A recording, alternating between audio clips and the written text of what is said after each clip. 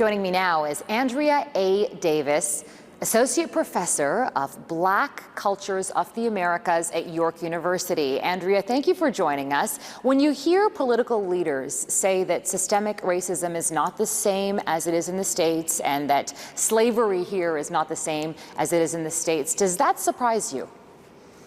It doesn't surprise me at all, Farah. It disappoints me, but it doesn't surprise me. It's a long-standing narrative and a way in which Canadians advance this idea of an exceptional democracy, that somehow Canada is distinguished from other parts of the world, and especially the United States, by a kind of more welcoming democracy, a more welcoming multiculturalism.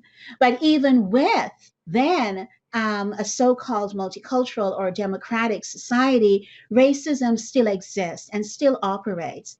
And the enslavement of African peoples, the enslavement of indigenous peoples took place in this country in the same way it did in the United States, in the Caribbean, and across the entire Central and South America. This kind of discourse of erasure, if you will, historical erasure, also serves another purpose, right? Of marking Black people's presence in this country as recent, and because it's recent, then white Canadians can say they are here because of our largesse, our openness, and so there should be a certain kind of gratitude. And there's a separation also of Black people's presence from the actual hard work of creating and developing this nation, which Black people have absolutely contributed to, whether we wanted to or not,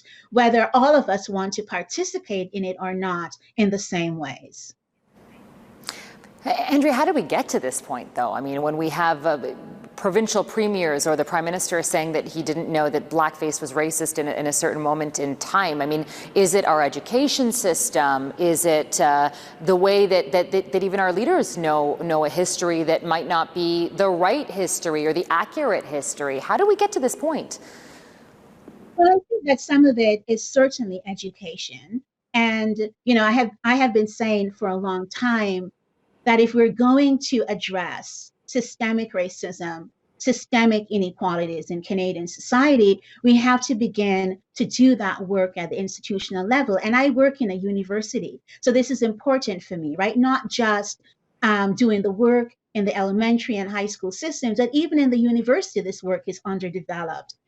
So that's part of it. But I think that our leaders don't really have that excuse of saying, well, I wasn't taught this in school, because it's their responsibility to know the histories of the people they represent. It's their responsibility to know the societies that they represent. And again, if we're going to keep saying that this is a multicultural society, then it's upon us, all of us, to really genuinely seek to know each other. And so, I don't think those excuses hold, not for our politicians and not any longer.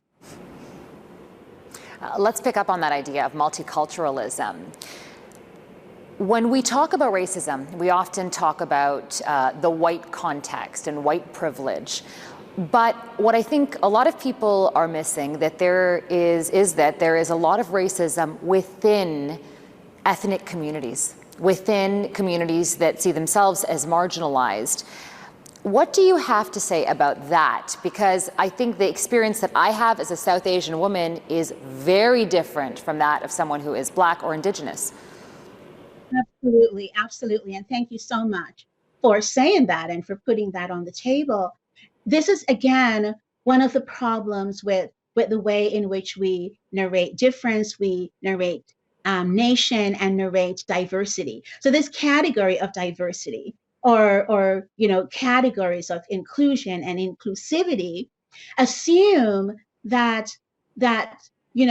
race, or certainly racialized communities, form some kind of large homogeneous category, right? And so where you do have, for example, affirmative action programs at the university level that that seek to increase the representation of non-white faculty members. All community groups, all ethnic and racialized community groups get captured under this singular category. The problem with that is that it leads, right, and ignores the unique position of Black people and the unique categories and formations of anti-Black racism, specifically that people of African descent, not only in Canada, but globally, wherever they've been. So in Asia, in India, in places like Iran, Iraq, across the Caribbean, in North America, in South America, wherever we exist, there is something about that marker of our Africanness, that marker of our skin color that follows us. So the kind of construction of the Africans' absence of humanity or subhumanity that emerged out of transatlantic slavery has marked and followed even those of us who never experienced that history personally. Andrea, can you talk a little bit about how people are using anti-Black racism for their own benefit? Yes, that's a good question also. And this takes a number of forms, right? So I think, for example, about the fairly young white woman Amy Cooper in Central Park in New York City, who is a Canadian. Well, appears to be a Canadian, studied at the University of Waterloo, who invoked her white privilege and her white female privilege in particular to, to as a weapon against an African American man, as a threat, right, and as a source of violence, invoking that history, right, that history of lynching, that history of police violence, and so on, and then being apparently totally unaware of the possibilities that could have proceeded from such an event, right? That her act of calling the police.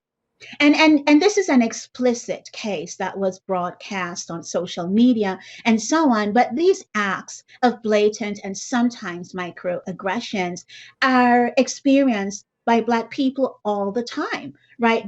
Even by the subtle idea that if I don't work hard enough, put in extra hours, go beyond, right, my other colleagues. And here I'm not invoking myself. This is not personal, but for not only personal, I should say, but Black people generally being told by their parents and then in their own life experiences feeling that there's always something they have to prove, because if they don't, then their Blackness will be invoked, right? And white privilege can use that as an excuse not to give them the promotion, not to advance them, or even not to protect them in cases where they are vulnerable.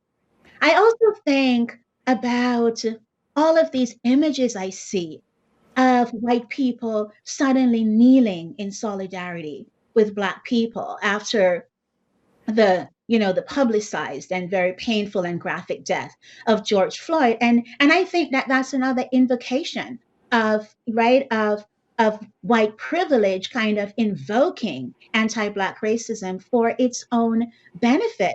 One of my colleagues, Christina Sharp, says, there is something deeply unsettling about seeing white police officers or a white prime minister kneeling, because for many of us, it visually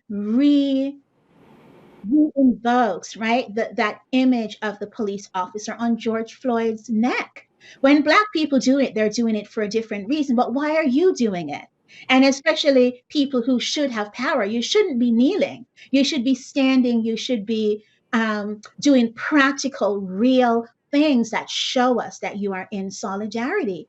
And those kinds of symbolic gestures are painful. They're hurtful, because we can't trust them and we don't know what will proceed out of them.